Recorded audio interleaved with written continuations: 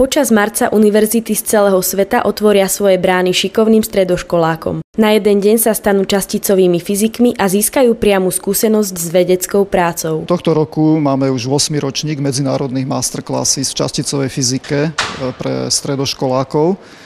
Je to taký deň časticovej fyziky, ktorý je zameraný na stredoškolákov. My ich pozveme na jeden deň na univerzitnú pôdu, aby sa stali členmi výskumného tímu fyzikov.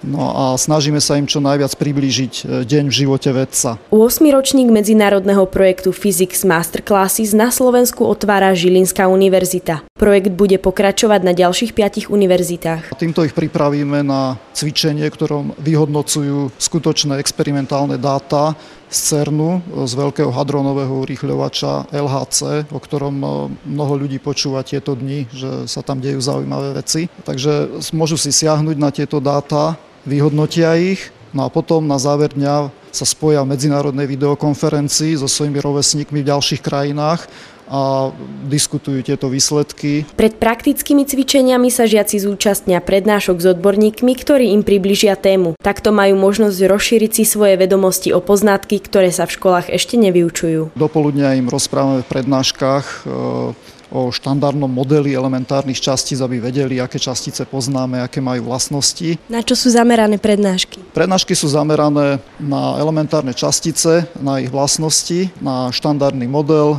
na urýchľovač LHC, na detektory, ktoré sú na LHC, na to, ako vlastne vyzerá výskum vo fyzike.